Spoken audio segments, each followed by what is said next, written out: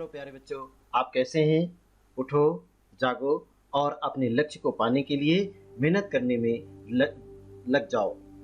और प्यारे बच्चों, वर्तमान समय में जो ये कोरोना जैसी महामारी चल रही है, इस लॉकडाउन में घर पर रह करके हम सुरक्षित हैं और अपने परिवार के लोगों के साथ हंसी खुशी के साथ अपना समय व्यतीत करते हैं। बाहर घूमना टहलना नहीं है। इस समय भ्रमण के लिए हमेशा पाबंदी लगाई गई है और सावधानी ही बचाव का सबसे बेहतर उपाय है। इसलिए प्यारे बच्चों, हमेशा सजग रहना है, मेहनत करना है। आइए, आपका संस्कृत हिंदी क्लासेज में स्वागत है। मैं Dilal, lecturer, GRV inter college Rath, Hamirpur, Uttar Pradesh. आज आपको हम हिंदी कक्षा 12 में हिंदी का खंड का काव्य अर्थात पद्य भाग में हम आपको भारतेंदु हरिश्चंद्र जी का जीवन परिचय पे हम विशेष रूप से चर्चा करेंगे। और इस पाठ से संबंधित हम 3 प्रश्न बनाए हैं। क्योंकि पहला प्रश्न होता है भारतेंदु हरिश्चंद्र जी का जीवन परिचय बताइए एवं उनकी रचनाएं लिखिए। दूसरा प्रश्न आपसे कभी कभी पूछा जाता है कि भारतेंदु हरिश्चंद्र जी का साहित्यिक परिचय बताइए।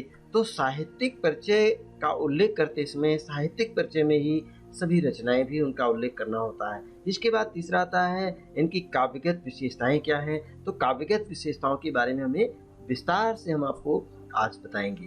तो आइए शुरू करते हैं। आज हम भारतेंदु हरिश्चंद्र जी का जीवन परिचय के बारे में। आइए, ये PDF का हमारा तीसरा पार्ट होगा। और हाँ, जीवन परिचय आप यहाँ देख रहे हैं। भारतेंदु हरिश्चंद्र जी का सुंदर सा फोटो भी जो उपलब्ध है वो दिया गया है। तो हम इस पे विस्तार से आज पहले पढ़ेंगे भारतेंदु हरिश्चंद्र जी के जीवन परिचय के बारे में। आधुनिक हिंदी साहित्य के जन्मदाता कहे जाते हैं। अगर आप जैसे लिखते भी हैं तो आप इनका प्रसंग या संदर्भ देते समय तो आप देख सकते हैं कि आधुनिक हिंदी साहित्य के जन्मदाता या भारतेंदु युग के निर्माता, ये आधुनिक हिंदी के जन्मदाता और भारतेंदु युग के निर्माता कहे जाते हैं। तो आइए, आप देख रहे हैं कि भारतेंदु हरिश्चंद्र जी आधुनिक हिंदी साहित्य के जन्मदाता एवं भारतीय नवोत्थान के प्रतीक। भारतेंदु हरिश्चंद्र जी का 18वीं-19वीं शताब्दी के मध्य जगत सेठों के एक प्रसिद्ध परिवार के वंशज थे। इनके पूर्वज सेठ अमीचंद का उत्कर्ष भारत में अंग्रेजी राज्य की स्थापना के समय हुआ था।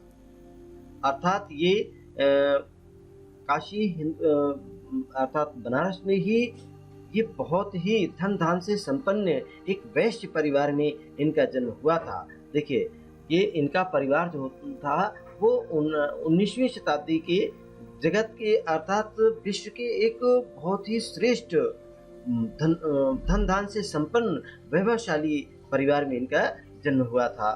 तो इनके पूर्वज सेठ अमीचंद जी थे। इनके पूर्वज सेठ अमीचंद जी का जो उत्कर्ष भारत में अंग्रेजी राज्य की स्थापना के समय हुआ था, उन्हीं के प्रपौत्र गोपाल चंद्र गिरधर दास के ज्येष्ठ पुत्र अर्थात बड़े पुत्र भारतेंदु हरिश्चंद्र जी थे। भारतेंद्र जी का जन्म 9 सितंबर सन 1850 ईस्वी को इनके ननिहाल में हुआ था। अगर आपसे पूछा जाए कि भारतेंदु हरिश्चंद्र जी का जन्म कब हुआ और कहाँ हुआ था, तो आप बताएंगे भारतेंदु हरिश्चंद्र जी का जन्म 9 सितंबर सन 1850 ईस्वी में इनके ननिहाल में इनका जन्म हुआ था। जब ये 5 वर्ष के थे तभी इनकी माताजी इनकी माताजी का नाम था पार्वती जी और इनके पिताजी का नाम था गोपाल चंद्र गिरधर दास।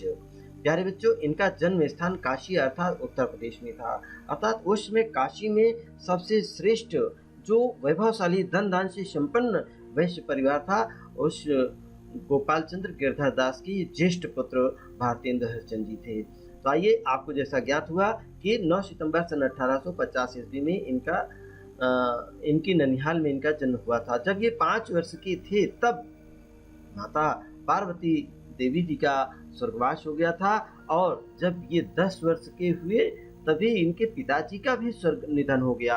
अब आप देखिए माता पिता दोनों नहीं रहे। 5 वर्ष की अवस्था में माता जी का स्वर्गवास हुआ और 10 वर्ष की अवस्था में इनके पिताजी का स्वर्गवास हो गया। तो विमाता अर्थात इनकी एक दूसरी माता थी वहां पर अर्थात विमाता मोहन देवी का इन पर विशेष प्रेम ना होने के कारण इनके पालन पोषण का जो भार था वो काली कदमादाई, इनके यहाँ एक घर में काम करने के लिए थी, काली कदमादाई थी तथा तिलकधारी इनके घर पर नौकर रहता था। उन्होंने इनका पालन पोषण किया और विशेष रूप से इनका ध्यान रखते थे। किंतु पिता की असामयिक मृत्यु के बाद इनकी शिक्षा दीक्षा का समुचित प्रबंध नहीं हो सका। क्वींस कॉलेज वाराणसी में प्रवेश ले लिया किंतु वहां भी इनका मन नहीं लगा और ये बहुत ही कुशाग्र बुद्धि के थे, तीव्र स्मरण शक्ति वाले थे। अर्थात किसी भी चीज पाठ को ये पढ़ लेते थे तो इनको तुरंत बहुत जल्दी याद हो जाता था और जल्दी ये भूलते नहीं थे। प्यारे बच्चों, ये कॉलेज छोड़ने के बाद इन्होंने स्व अध्याय से हिंदी, अब देखिए कितनी भाषाएं इन्होंने पढ़ी है, आप यहाँ पर देख रहे हैं, हिंदी, संस्कृत, अंग्रेजी के अतिरिक्त इन्होंने बंगला भाषा और अन्य कई भाषाएं देखिए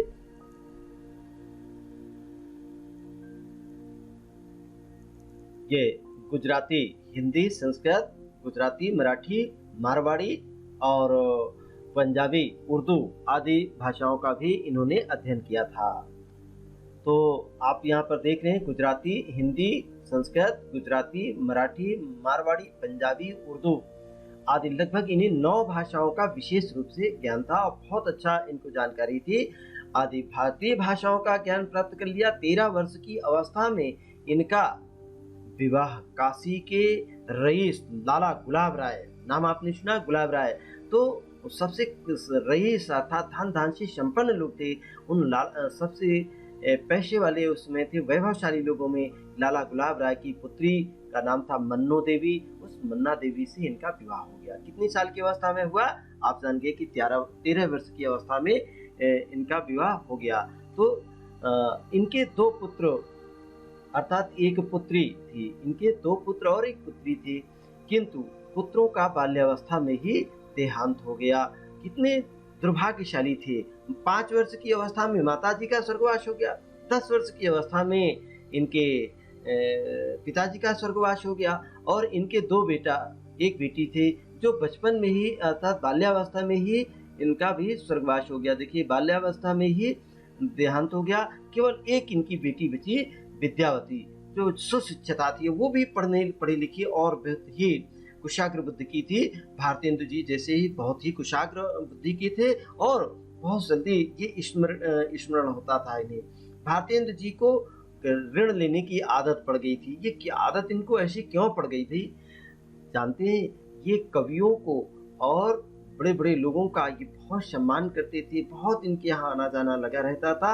ये खुल करके गरीबों की मदद किया करते थे और कवियों के जो साहित्य थे उनमें ये बहुत मदद करते थे, उनको किताबें लिखने में, उनको छपवाने में।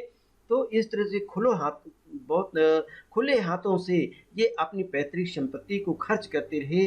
परिणाम ये हुआ कि धीरे धीरे करके इनका जो धन था, पैतृक धन था, वो समाप्त हो गया और बाद में स्थिति ये बनी कि जब इनका पैसा धीरे धीरे समाप्त हो गया तो इन्हें कर्ज लेने की आदत पड़ गई और सन 1884 ईस्वी में इनकी बलिया यात्रा एक प्रकार से इनकी अंतिम यात्रा थी। जानते हैं वो बलिया यात्रा में इन्होंने क्या किया था? बलिया का मेला लगा था, वहां पर जाकर के इन्होंने एक भाषण दिया था। उस भाषण को जो वक्तव्य था उसको नोट किया गया और बाद में वो भारतेंद्र जी ने ही भारत वर्षोन्नति कैसे हो सकती है ये बहुत सुंदर निबंध लिखा जो आप कक्षा 11 की में पढ़ चुके हैं। तो इनकी जो अंतिम यात्रा के रूप में थी सन 1984 में और बलिया से लौटने के बाद पारिवारिक तथा अन्य सांसारिक चिंताओं तथा क्षय रोग से ग्रस्त होने के कारण, ये क्षय रोग क्या होता है? टीबी का रोग हो जाने के कारण 6 जनवरी सन 1885 ईस्वी में को अर्थात 34 वर्ष 4 महीने की अल्प आयु में कि भारतेंदु जी का देहांत हो गया था। तो अब आप देख रहे हैं कि जैसा कि भारतेंदु जी ने इसकी आपको याद करना होगा, जितना आपको बताया गया कि भारतेंदु जी के जन्म कहाँ हुआ था और कब हुआ था। को बताया गया था कि भारतेंदु जी काशी के बहुत ही धन धान से संपन्न एक बहुत ही प्रतिष्ठित वैश्य परिवार में गोपाल चंद्र गिरधर दास जी के यहाँ 9 सितंबर सन 1850 ईस्वी में इनका जन्म हुआ था। अर्थात 1850 ईस्वी में गोपाल चंद्र गिरधर दास जी के ये ज्येष्ठ पुत्र थे भारतेंदु हरिश्चंद्र जी। और आपको हमने ये भी बताया था कि 5 वर्ष की अल्प आयु में इनकी माता जी का स्वर्गवास हो गया था और 10 वर्ष की अल्प आयु में इनके पिताजी का स्वर्गवास हो गया था। तो इनके पालन पोषण का जो भार था सबसे ज़्यादा भी इनकी विमाता मोहन बीबी बाई जो थी, तो उन्होंने इनकी आपसी कम बनती थी। तो इस विमाता अर्थात विमाता और जामाता दो होती हैं। जामाता माने जन्म देने वाली माता, विमाता एक होती हैं जो माता जी के न रहने के बाद इनके पिताजी ने एक दूसरी शादी की थी और उससे इनकी कम बनती थी, इनका ध्यान कम रखती थी। इसलिए इनके यहाँ काली कदमा दाई एक घर में रहने वाली जो थी इनका सहयोग करती थी और इनके यहाँ एक नौकर था तिलकधारी से, वो इन पर विशेष इनको ध्यान रखते थे।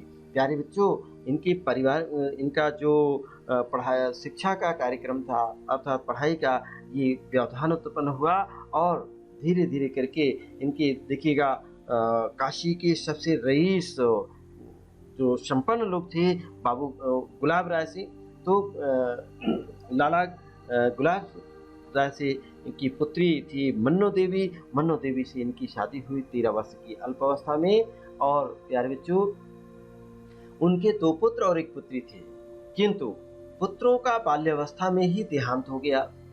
केवल एक बेटी बची, उस बेटी का नाम था विद्यावती। वो पढ़ने में बहुत ही तेज थी, सो इसलिए कहा जाता है कि बहुत सुशिक्षिता थी। भारतेंदु जी ने जो पैतृक संपत्ति थी उस संपत्ति को खुले हाथों से अर्थात मुक्त हस्त होकर के गरीबों को दान देना और उनको सुख सुविधा उनको विशेष रूप से जो इनके यहाँ आगंतुक आते थे कवि लोग, लेखक लोग, उनको ये बहुत सम्मान करते थे, उनके लिए बहुत खर्च करते थे। और धीरे धीरे करके जब इनका जो पारिवारिक संपत्ति थी वो खत्म हो गई और इनको कर्ज लेने की आदत पड़ गई। अब आप देखेंगे सन 1884 ईस्वी में उनकी बलिया एक यात्रा, एक प्रकार से उनकी अंतिम यात्रा हुई। बलिया से लौटने के बाद पारिवारिक तथा अन्य सांसारिक चिंताओं के कारण तथा क्षय रोग से ग्रस्त होने के कारण 6 जनवरी सन 1850 ईस्वी को इनका 34 वर्ष 4 महीने की अल्प आयु में भारतेंदु हरिश्चंद्र जी का देहांत हो गया। ये इनका जीवन परिचय रहा। तो प्यारे बच्चों, आपने रिवीजन कर लिया होगा। आप छोटे छोटे प्रश्नों के उत्तर देंगे। जैसे कि आपसे हम पूछते हैं कि भारतेंदु हरिश्चंद्र जी का जन्म स्थान कहाँ पे है, तो आप बताएंगे काशी में, अर्थात ये अपने ननिहाल में पैदा हुए थे। कहाँ पर पैदा हुए थे? ननिहाल में। तो इनके पिताजी का क्या नाम था? तो आप बताएंगे गोपाल चंद्र गिरधर दास। किस सन में इनका जन्म हुआ था? तो 9 सितंबर सन 1850 ईस्वी में इनका जन्म हुआ था। तो ये काशी के एक बहुत धन धान से संपन्न बहुत ही प्रतिष्ठित वैश्य परिवार में इनका जन्म हुआ था। अच्छा, कितने वर्ष की अवस्था में इनके माता जी का स्वर्गवास हुआ? तो आप समझ गए होंगे कि 5 वर्ष की अल्पायु में इनके माता जी का स्वर्गवास हुआ और 10 वर्ष की अल्प अवस्था में इनके पिताजी का स्वर्गवास हो गया। अब माता पिता दोनों के न रहने के पश्चात इनकी जो विमाता थी मोहन बीवी, उनसे इनका बहुत अच्छा संबंध नहीं रहा। इसलिए इनके घर में रहने वाली काली कदमा दाई थी और तिलकधारी सिंह नौकर था। उन्होंने इनका अच्छे से देख रेख भाल किया और इनका पालन पोषण किया। प्यारे बच्चों, इस परिवार में ये असामयिक दुर्घटनाएं होने के कारण इनका जो शिक्षा में बहुत अच्छी व्यवस्था नहीं हो पाई और उसका क्रम टूट गया। और इसके बाद आप देख रहे हैं कि 13 वर्ष की अल्प आयु में ही जो काशी के बहुत ही प्रतिष्ठित लाला गुलाब सिंह की उनकी बेटी मन्नो देवी के साथ, लाला गुलाब राय की बेटी मन्नो देवी के साथ इनका विवाह हो गया। इनके 2 पुत्र थे। कितने पुत्र थे? 2 पुत्र थे। पुत्री कितनी थी? 1 थी। उस पुत्री का नाम क्या था? विद्यावती। और अल्प आयु में, अर्थात बच्चों का तो अल्प आयु में, दोनों बेटे जो हैं अल्प आयु में ही, बाल्यावस्था में ही उनका स्वर्गवास हो गया। भारतेंद्र जी को कर्ज लेने की आदत पड़ गई और 1884 ईस्वी में उनकी बलिया यात्रा एक प्रकार से अंतिम यात्रा हुई। और बलिया से लौटने के बाद जो पारिवारिक और सांसारिक चिंताओं के कारण तथा क्षय रोग हो गया, और क्षय रोग होने से के कारण ही 6 जनवरी सन 1885 ईस्वी को, अर्थात 34 वर्ष 4 महीने की अल्प आयु में भारतेंदु सूर्य का अस्त हो गया, अर्थात भारतेंदु जी का स्वर्गवास हो गया। आइए अब प्रश्न नंबर 2 यहाँ से स्टार्ट करते हैं। तो प्रश्न नंबर 2 क्या है? भारतेंदु हरिश्चंद्र जी का साहित्यिक परिचय एवं उनकी रचनाएं का उल्लेख कीजिएगा। तो भारतेंदु हरिश्चंद्र जी का जीवन परिचय अभी आपने अध्ययन किया है। अब हम पढ़ते हैं भारतेंदु हरिश्चंद्र जी का साहित्यिक परिचय। साहित्यिक परिचय में हम साहित्य के क्षेत्र में उनका क्या योगदान रहा है, कौन कौन सी रचनाएं हैं उनकी, इनका विशेष रूप से उल्लेख किया जाता है। तो आप देखिएगा, भारतेंदु हरिश्चंद्र का साहित्यिक व्यक्तित्व या साहित्यिक परिचय एक ही होता है। भारतेंदु हरिश्चंद्र जी बहुमुखी प्रतिभा के धनी थे। जब भी आप इनकी बारे में बताते हैं तो थोड़ा सा तारीफ के या उनकी प्रशंसा के शब्द लिखते हैं, अर्थात बहुमुखी प्रतिभा के धनी थे। ये एक नाटककार थे। क्या थे? नाटककार। आप यहाँ पर देख रहे होंगे ये एक नाटककार भी थे, निबंधकार थे, कवि भी थे और संपादक भी थे आदि के रूप में जाने जाते हैं। नाटक एवं कविता के क्षेत्र में इनकी प्रतिभा का सर्वाधिक विकास हुआ था, अर्थात नाटक लिखने एवं कविता करने के क्षेत्र में इनकी प्रतिभा का सबसे अधिक विकास हुआ था। और इनकी प्रतिभा से प्रभावित होकर के उस समय देश के जो प्रसिद्ध विद्वान थे, वे विद्वानों ने इन्हें भारतेंदु की उपाधि से सम्मानित किया था, इनको भारतेंदु की उपाधि से विभूषित किया था। आइए अब आप देखते हैं, भारतेंदु हरिश्चंद्र जी अनेक भारतीय भाषाओं में कविता करते थे। देखिए, जैसा आपको हमने बताया था, लगभग इनको 9 भाषाओं का, भारत की 9 भाषाओं का ज्ञान था। हिंदी, अंग्रेजी, संस्कृत, बंगला, ये गुजराती, मराठी, पंजाबी, मारवाड़ी, उर्दू आदि, इनकी लगभग 9 भाषाओं का इन्हें ज्ञान था। तो अभी ये बहुमुखी प्रतिभा के धनी कहलाए। देखिए, भारतेंदु जी अनेक भारतीय भाषाओं में कविता करते थे, किंतु ब्रज भाषा पर इनका विशेष अधिकार था। अब ब्रज भाषा में इन्होंने अधिकतर श्रृंगारिक रचनाएं की हैं, अर्थात श्रृंगार के क्षेत्र में विशेष रचनाएं इनकी प्रसिद्ध हैं। ब्रज भाषा में इन्होंने केवल प्रेम के विषय पर ही जो कविताएं लिखी, उनके 7 संग्रह प्रकाशित हुए हैं। तो आप देख रहे हैं कितने संग्रह? 7 संग्रह इनके प्रकाशित हुए। इन संग्रहों के नाम प्रेम फुलवारी, प्रेम प्रलाप, प्रेमाश्रु वर्णन, प्रेम माधुरी, प्रेम मलिका, प्रेम तरंग, प्रेम सरोवर, अर्थात प्रेम के बारे में ही इन्होंने ये सारी इनकी जो रचनाएं हैं वो ब्रज भाषा में है। इसलिए लेखकों का, विद्वानों का मानना था कि ये ब्रज भाषा में सर्वाधिक इन्हें सफलता मिली है।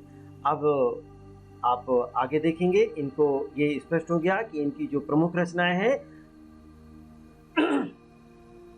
वो प्रेम फुलवारी, प्रेम प्रलाप, प्रेम राश्रु वर्णन और प्रेम माधुरी, प्रेम मलिका और प्रेम तरंग और प्रेम सरोवर है, इनकी जो प्रमुख रचनाएं हैं। अब आप देख रहे होंगे यहाँ पर भारतेंदु हरिश्चंद्र एक युग प्रवर्तक साहित्यकार थे।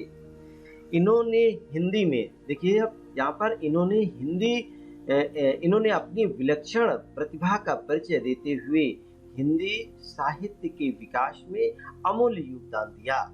अर्थात भारतेंदु हरिश्चंद्र जी को मैंने अभी आपको बताया था आधुनिक हिंदी के जन्मदाता कहे जाते हैं, भारतेंदु युग के निर्माता अर्थात प्रवर्तक कहलाते हैं। और ये इन्होंने अपनी विलक्षण प्रतिभा का परिचय देते हुए हिंदी साहित्य के विकास में अमूल्य योगदान दिया था। मात्र जब ये 18 वर्ष की अल्पायु ये 18 वर्ष की अवस्था में इन्होंने कवि वचन सुधा नामक पत्रिका का संपादन तथा प्रकाशन प्रारंभ किया था। ये 18 वर्ष की अल्पायु थी और तत्कालीन कवियों का पथ प्रदर्शन करने लगी। 5 वर्ष के उपरांत इन्होंने दूसरी पत्रिका, पहली इनकी कविवचन सुधा और दूसरी पत्रिका इनकी है वो मैगजीन, हरिश्चंद्र मैगजीन। ये हरिश्चंद्र मैगजीन का संपादन एवं प्रकाशन प्रारंभ किया था और भारतेंदु जी 9 वर्ष की अल्पायु से ही कविताएं लिखने लगे थे। कितनी छोटी सी अवस्था में ये रचनाएं करना शुरू कर दिए, कविताएं लिखना शुरू कर दिए थे। आइए, भारतेंदु हरिश्चंद्र जी के हृदय में अपनी मातृभाषा के प्रति अगाध प्रेम था। मातृभाषा कौन थी? अपनी हिंदी। इन्होंने हिंदी को तत्कालीन विद्यालयों में स्थान दिलवाने का प्रयास किया और अपने सहयोगी कवि एवं लेखकों से आग्रह पूर्वक लिखवाकर तथा स्वयं लिख करके हिंदी साहित्य को समृद्धशाली बनाया अर्थात हिंदी को सुसंपन्न बनाया। इन्होंने हिंदी साहित्य के आधुनिक युग का अर्थात ये देखिए यहाँ पर इनको विद्वानों के द्वारा इन्हें हिंदी साहित्य के आधुनिक युग का प्रवर्तक माना जाता है। इन्होंने आधुनिक हिंदी की शुरुआत की थी। तो इस तरह से आप यहाँ पर समझ रहे होंगे कि इन्होंने तत्कालीन जो विद्यालय थे और उनमें स्थान दिलवाने का प्रयास किया। किसको स्थान दिलाने का प्रयास किया? तो आप बताएंगे हिंदी को। और अपने सहयोगी जो कवि थे अर्थात इनकी एक कवि मंडली थी, तो कवि मंडली में जितने भी कवि शामिल थे उन कवियों को ये पूरा खर्च उनका वहन करते थे, उनको बहुत उनके पीछे त्याग करते थे अर्थात उन सब से मिल करके इन्होंने बहुत सी रचनाएं लिखवाई और हिंदी साहित्य को सुसंपन्न किया। आइए, इन्होंने अब प्रमुख कृतियां क्या है। देखिए, जब साहित्यिक परिचय हम लिखते हैं तो साहित्यिक परिचय में कि इन्होंने किन किन भाषाओं में और किन किन क्षेत्रों में रचनाएं की हैं, कौन कौन सा प्रकाशन किया है, ये साहित्य में थोड़ा सा साहित्य के प्रति इनका क्या योगदान रहा है, उस पर हमने प्रकाश डाला है। अब आप देखेंगे भारतेंदु हरिश्चंद्र की कृतियां अर्थात रचनाएं। तो भारतेंदु जी ने ये बहुमुखी प्रतिभा के साहित्यकार थे और उन्होंने कविता, नाटक, निबंध तथा इतिहास आदि अनेक विषयों पर पुस्तकों की रचना की। उनकी प्रमुख कृतियां इस प्रकार से हैं। देखिए, काव्य कृतियां अभी हमने आपको बताया था। काव्य कृतियों में प्रेम माधुरी, प्रेम तरंग, प्रेम आश्रु वर्णन, दान लीला, प्रेम सरोवर, कृष्ण प्रेम लीला आदि भक्ति तथा दिव्य प्रेम पर आधारित रचनाएं हैं। इनमें कृष्ण की विविध लीलाओं का वर्णन हुआ है। देखिए, भारत वीरत्व, विजय वल्लरी, विजयनी एवं विजय पताका आदि देश प्रेम संबंधी रचनाएं भी इन्होंने की है अर्थात देश के नागरिकों के अंदर भारत के प्रति, अपने देश के प्रति प्रेम भाव, भक्ति की भावना को जागृत करने का इन्होंने विशेष रूप से इन्होंने जो प्रमुख रचनाएं की हैं, भारत वीरत्व, विजय वल्लरी और विजयनी एवं विजय पताका आदि देश प्रेम की इनकी रचनाएं थी। अब इसके बाद इन्होंने बंदर सभा भी लिखा है और बकरा विलाप। कितना सुंदर, देखिए ये हास्य व्यंग्य शैली में लिखा गया है। अगर आपको जैसे कि हास्य काव्य गोष्ठियां आप देख रहे हैं तो ये आसनी ये 1850 में भारतेंदु जी का जो जन्म हुआ उस समय से इनका ये प्रयोग करते आए हैं। तो उस समय इन्होंने आपके लिए लिखा था हास्य व्यंग्य में बंदर सभा और बकरा विलाप। ये हास्य व्यंग्य शैली में के दर्शन होते हैं इसमें। इसके बाद नाटक का भी इन्होंने उल्लेख किया है। थोड़ा सा हम आपसे, तो प्यारे बच्चों, नाटक पे हम चर्चा करेंगे। इनके प्रमुख नाटक में कि कौन कौन से नाटक इन्होंने लिखे हैं। नाटक के अंतर्गत भारतेंदु जी ने अनेक नाटकों की रचना की। इनमें वैदिकी हिंसा न भवती बहुत सुंदर नाटक है। दूसरा नाटक इन्होंने लिखा सत्य हरिश्चंद्र, श्री चंद्रावली, भारत दुर्दशा, नील देवी और अंधेर नगरी। ये इनके प्रमुख नाटक हैं। इसके बाद इन्होंने उपन्यास भी लिखे हैं। उपन्यास के क्षेत्र में पूर्ण प्रकाश और चंद्रप्रभा इनके द्वारा विरचित उपन्यास हैं। इसके अगले उसमें देखेंगे हम कि देखिएगा इतिहास के क्षेत्र में भी इन्होंने कुछ प्रमुख रचनाएं हैं और इतिहास और पुरातत्व संबंधी। देखिए इतिहास के क्षेत्र में कश्मीर कुसुम, महाराष्ट्र देश का इतिहास, रामायण का समय और अग्रवालों की उत्पत्ति, बूंदी का राजवंश तथा चरितावली, ये इनके इतिहास और पुरातत्व से संबंधित रचनाएं हैं। भारतेंदु जी ने कवि वचन सुधा, हरिश्चंद्र मैगजीन, ये समाचार पत्र इनका चलता था और 13 वर्ष की अवस्था में इन्होंने शुरू कर दिया था। इस कवि वचन सुधा के माध्यम से ये अच्छे अच्छे विद्वानों और कवियों को ये दिशा दर्शन कराते थे, मार्गदर्शन करते थे। भारतेंदु हरिश्चंद्र जी ने एक मैगजीन, ये हरिश्चंद्र मैगजीन पत्रिका का भी संपादन का कार्य किया। हरिश्चंद्र चंद्रिका आदि पत्रिकाओं का भी इन्होंने एक सफल संपादन का कार्य भी किया है। इस तरीके से आपका ये प्रश्न पूरा हुआ कि भारतेंदु हरिश्चंद्र का साहित्यिक परिचय एवं उनकी रचनाएं किन किन क्षेत्रों में इन्होंने संपादन का कार्य किया है। आइए प्यारे बच्चों, अब हम आपको तीसरे प्रश्न पर लेकर के चलते हैं। तीसरा प्रश्न आपसे पूछा जाता है अक्सर कर कि भारतेंदु हरिश्चंद्र जी की काव्यगत विशेषताओं का उल्लेख कीजिएगा या इनका काव्य सौंदर्य, काव्यगत विशेषताएं आपको वर्णन करना है। इनका काव्यगत परिचय बता दीजिएगा या काव्यगत विशेषताओं का वर्णन कीजिएगा। इस प्रकार से ये प्रश्न पूछा जाता है। तो तीसरा प्रश्न जो आपको बताया है हमें, इस पर हमें आपको विशेष रूप से ध्यान देना है कि काव्यगत विशेषताएं क्या हैं इनकी। देखिए काव्यगत विशेषताओं जो दी जाती हैं इसके दो भाग हो जाते हैं। एक पहला भाग होता है भाव पक्ष और दूसरा भाग होता है कला पक्ष। तो भारतेंदु हरिश्चंद्र जी के बारे में आप जैसा कि इसके पहले प्रश्न में आप पढ़ चुके हैं कि बहुमुखी प्रतिभा संपन्न एक साहित्यकार थे, नाटककार थे और संपादन का भी कार्य किया उन्होंने, निबंध कार्य भी थे और काव्य कवि भी थे वो। इन्होंने देखिए उन्होंने नाटक, काव्य, निबंध तथा आलोचना आदि सभी विधाओं में अपनी महत्वपूर्ण रचनाएं करके हिंदी साहित्य को बहुत ही समृद्धशाली बनाया है और उनकी काव्य में आधुनिक और मध्ययुगीन काव्यगत प्रवृत्तियों का समन्वय हुआ है। उनकी काव्यगत विशेषताओं का उल्लेख इस प्रकार से किया जा सकता है। देखिएगा तो काव्यगत विशेषताएं हमने बताया था भाव पक्ष और कला पक्ष। तो पहले भाव पक्ष पे हम प्रकाश डालेंगे। भाव पक्ष क्या है? देखिए भक्ति की भावना, इनके भाव पक्ष में आता है भक्ति की भावना। इनकी रचनाओं में भक्ति की भावना थी। भारतेंदु जी का हृदय एक भक्त का हृदय था। इनकी भक्ति और श्रृंगार पर आधारित रचनाओं में राधा और कृष्ण के प्रेम की एक मधुरिम धारा प्रवाहित होती है। कृष्ण प्रेम में व्याकुलता का अनुभव करती हुई आंखों के विषय में भारतेंदु जी ने कितना सुंदर दृष्टव्य यहाँ पर एक दोहा लिखा। देखिए इन दुखियान को ना सुख सपने हो मिला, यूं ही विरह व्याकुल सदा अकुलाएंगी। ये इस प्रकार से रचनाएं करती थी। भारतेंदु जी ने राधा और कृष्ण की युगल मूर्ति की आराधना की है और अपनी दास्य भावना को व्यक्त करते हुए भारतेंदु जी कहते हैं, क्या कहते हैं? हम चाकर राधा रानी के, अपने को इन्होंने चाकर कह दिया। हम चाकर किसके? राधा रानी के हैं।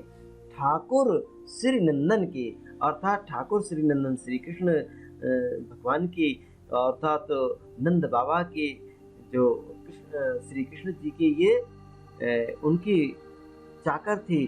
ब्रखभानु लली ठाकुरानी की, अर्थात ये चाकर देखिए राधा रानी के पिताजी का ब्रखभानु की पुत्री राधिका जी की थी, तो लली ठाकुरानी के। आइए इस प्रकार से ये अपनी भक्ति की भावना से ओतप्रोत रचनाओं का इन्होंने रचनाएं की, हिंदी साहित्य को समृद्धशाली बनाया। खासतौर से ये ब्रज भाषा में है। और अब आपने गोपियों के विरह को भी मार्मिक रूप में अभिव्यक्त किया है। जो गोपियों की जो भाव विरह काव्य की इन्होंने रचना की, तो गोपिकाओं के विरह को भी बहुत ही मार्मिक रूप में इन्होंने अभिव्यक्त किया है। उद्धव द्वारा उपदेश दिए जाने पर गोपियां उनकी सभी बातों को सिरोधार कर लेती हैं, फिर भी वे श्री कृष्ण को विस्मृत कर पाने में, भुलाने में, अपनी भुला पाने में स्वयं को असमर्थ पाती हैं, अर्थात भुला नहीं पाती हैं। तभी तो ये कहते हैं क्या, तुम उद्धव यह कहियो उनसो, हम और कछु नहीं जानती हैं। पिय प्यारे तिहारे निहारे बिना, पिय प्यारे तिहारे निहारे बिना, दुखियां यखियां नहीं मानती हैं। कितना सुंदर काव्य इन्होंने रचनाएं की हैं, और ये इनकी रचनाओं में भक्ति की भावना प्रवाहित होती है। अब इसी के साथ ही इनकी जो रचनाएं थी उनमें देश प्रेम की भावना भी प्रदर्शित है। देखिए दूसरा नंबर 1 पे आपको कला भाव पक्ष में आपने पढ़ा राष्ट्र ये प्रेम की भावना थी, और यहाँ देश प्रेम की भावना है। भक्ति की भावना के साथ देश प्रेम की भावना से ओतप्रोत इनकी रचनाएं थी। भारतेंदु जी की रचनाओं में समाज सुधार, देश प्रेम का सर्वाधिक मुखरित हुआ है। अर्थात भारतेंदु जी ने भारतीय समाज पर अंग्रेजों के जो अत्याचार थे, उन अत्याचारों का सजीव चित्रण वर्णन किया है, और भारत की दीनहीन अवस्था पर विलाप करते हुए भारतेंदु जी कहते हैं, रोवहु सबे मिलके आवहु भारत भाई, आहा हा भारत दुर्दशा न देखी जाई। बहुत सुंदर दृश्य इन्होंने लिखा कि किस प्रकार से रोवहु सबे मिली कहे आवहु भारत भाई, अर्थात हे भारत के निवासियों सभी आइए और मिलकर के रोते हैं, अब भारत की दुर्दशा देखी नहीं जा रही है। उनका मत था कि अपनी मातृभाषा को विकसित किए बिना देश की उन्नति कभी संभव नहीं है। अर्थात तभी भारतेंदु जी ने इस विषय पर भी स्पष्ट घोषणा की है। कितना सुंदर उदाहरण इन्होंने प्रस्तुत किया गया है कि निज भाषा उन्नति है सब भाषा को मूलो, अब बिन निज भाषा ज्ञान के मिटे नहीं को सूलो। तो ये भारतेंदु हरिश्चंद्र जी ने मातृभाषा के प्रति उनका अगाध प्रेम यहाँ प्रदर्शित हुआ है, और सभी लोगों को, भारत के वासियों को देश प्रेम और अपनी मातृभाषा के प्रति लगाव पैदा करने के लिए उन्होंने ये इस प्रकार से अपनी रचनाएं प्रस्तुत की हैं कि निज भाषा उन्नति है सब भाषा को मूल, अब बिन निज भाषा ज्ञान के मिटत नहीं को सोल। आइए इसके बाद देखिए नंबर 1 पे आपने पढ़ा भक्ति की भावना, नंबर 2 में आपने पढ़ा कि देश प्रेम की भावना इनमें थी, और नंबर 3 पे आप देख रहे हैं प्रकृति का श्रम्य चित्रण प्रस्तुत करने में ये सिद्धार्थ रहे। भारतेंदु जी की काव्य में प्रकृति की रमणीक चित्र उपलब्ध होते हैं। उन्होंने आलंबन, उद्दीपन और अलंकारिक रूपों में प्रकृति का सुंदर चित्रण प्रस्तुत किया है। उनकी प्रसिद्ध रचना थी यमुना वर्णन में प्रकृति के जितने सुंदर एवं सजीव चित्र उपलब्ध होते हैं वैसे अन्यत्र कम ही देखने को मिलेंगे। आलंबन के रूप में प्रकृति का चित्रण प्रस्तुत करने में या चित्रण करते हुए यमुना का चित्रण इस प्रकार से बहुत सुंदर उदाहरण दिया है कि तरनी तनुजा तट तमाल तरुअर बहुछाए, अझुके कूल सो जल पर सन्निहित मन हो सुहाए। तो इन्होंने ये तरनी तनुजा तट तमाल तरुअर, कितना सुंदर ये अनुप्रास, कौन सा वृत्या, ये शेका वृत्या अनुप्रास अलंकार का बहुत ही सुंदर उदाहरण लिखा। झुकी कूल सो जल पर सन्निहित मन हो सुहाए, कितना जहाँ पर मन मानो जन जानो आता, उत्प्रेक्षा अलंकार का उदाहरण दिया है। देखिए इनके बाद आप जान गए नंबर 1 पे हमने इनका जो भाव पक्ष था, नंबर 1 उदाहरण आप जो इनका हेडिंग आपने डाली थी वो था भक्ति की भावना, और दूसरा था देश प्रेम की भावना, और तीसरा प्रकृति का श्रम्य चित्रण। अब आइए चौथा देखिएगा, इनकी रचनाओं में ये दिया है श्रृंगार रस का भावपूर्ण परिपाक था। यद्यपि भारतेंद्र जी ने अपने कर्तव्यों में अपने काव्यों में यद्यपि भारतेंद्र जी ने अपने काव्यों में विभिन्न रसों का प्रयोग किया है, तथापि उनकी काव्यों में प्रधानता सबसे ज्यादा श्रृंगार रस को ही मिली है। श्रृंगार रस के वियोग और संयोग दोनों ही पक्षों का बड़ा ही हृदयग्राही चित्रण प्रस्तुत करने में भारतेंद्र जी सफल रहे। अर्थात भारतेंद्र जी के काव्य में संयोग और वियोग दोनों का ही बड़ा मार्मिक चित्रण प्रस्तुत किया है। यद्यपि श्रृंगार निरूपण में भारतेंद्र जी ने पुरातन परिपाटी का ही निर्वाह किया है, तथापि उनकी काव्यों में रीतिकालीन कवियों की भांति कामुक श्रृंगारिकता का पूर्णतया अभाव है। अर्थात अब आइए, अभी तक आपने भाव पक्ष जाना। भाव पक्ष में आपके 4 पॉइंट बने। एक भक्ति की भावना से ओतप्रोत इनकी रचनाएं थी, दूसरा था देश प्रेम की भावना मुखरित हो रही थी, और तीसरा आपने देखा कि प्रकृति का श्रम्य चित्रण प्रस्तुत करने में सफल रहे, और चौथा आपने देखा श्रृंगार रस का परिपूर्ण परिपाक रहा है, एक प्रभावपूर्ण परिपाक रहा। और अब आए चलते हैं हम कला भाव पक्ष के बाद कला पक्ष में। तो कला पक्ष की जो इनकी विशेषता थी वो ये है, भाव पक्ष के समान ही भारतेंद्र जी का कला पक्ष पर भी बहुत सशक्त अधिकार रहा, अर्थात बहुत सशक्त पक्ष मजबूत रहा। उनकी कला पक्ष की जो विशेषताओं का उल्लेख है वो इस प्रकार से है, आप देख रहे हैं। इनका कला पक्ष है नंबर 1 पे आप देखिए, माधुर्यपूर्ण ब्रज भाषा। इनकी भाषा कैसी थी?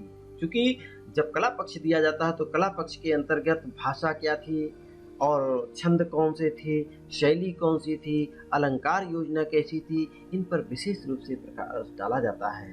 तो कला पक्ष के अंतर्गत सबसे पहले हम बताएंगे भाषा कैसी थी। तो आप देख रहे होंगे माधुर्यपूर्ण ब्रज भाषा थी। भारतेंद्र जी ने अपने काव्यों में शिष्ट, सरल एवं माधुर्य से परिपूर्ण ब्रज भाषा का प्रयोग किया है।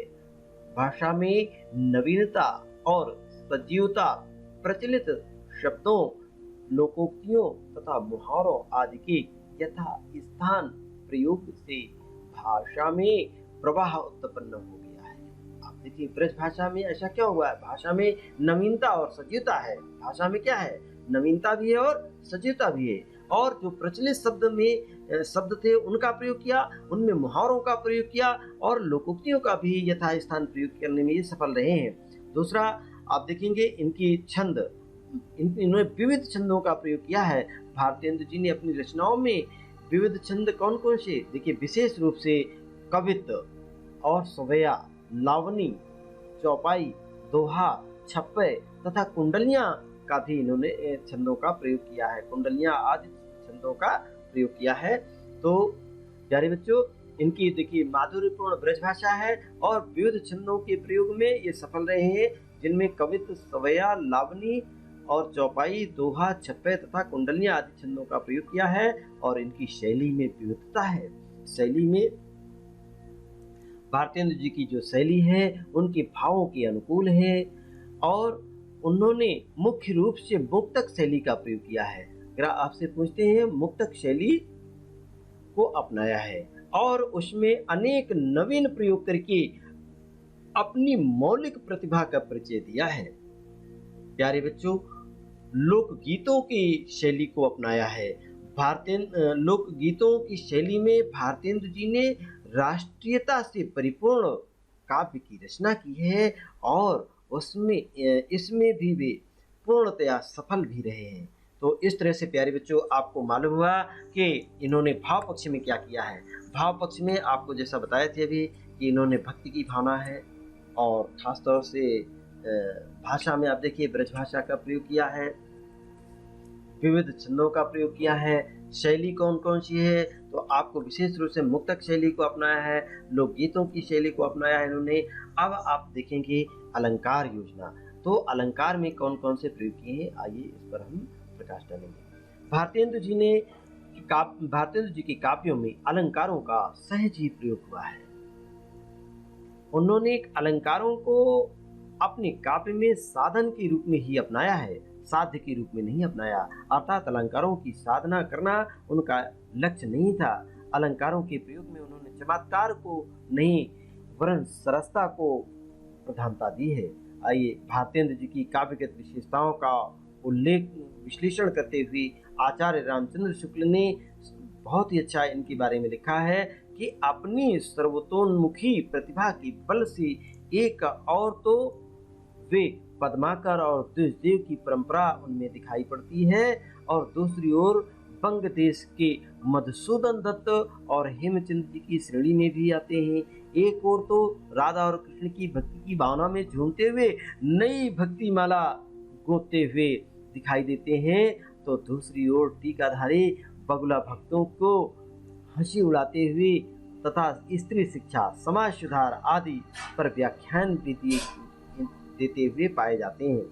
इस प्रकार से प्राचीन और नवीन का ही यही सुंदर सामंजस्य भारतेंदु जी की कला का विशेष माधुर्य रहा है और ये विशेष इनका हिंदी साहित्य जगत में ही विशिष्ट स्थान रहा है। इस प्रकार प्यारे बच्चों, ये आपका भारतेंदु हरिश्चंद्र जी के जीवन परिचय, साहित्यिक परिचय, उनकी रचनाएं और उनका काव्यगत विशेषताओं में कला पक्ष और भाव पक्ष सभी का आपने विस्तार से अध्ययन किया है। और इसी के साथ प्यारे बच्चों, ये पाठ लगभग समाप्त हो गया। आप देख रहे हैं कि आपके सामने हमारा जो स्मार्ट टेक नॉलेज टेक, इस पर भी आप जुड़ें और अधिक से अधिक अपने साथियों को शेयर करें, इसे जोड़ने का प्रयास करें। देखिए, और अब आप देख रहे हैं कि YouTube चैनल पर भी आप सब्सक्राइब करें ताकि हमारे द्वारा भेजी गई PDF आपको वीडियोस तुरंत आपको मिल जाए।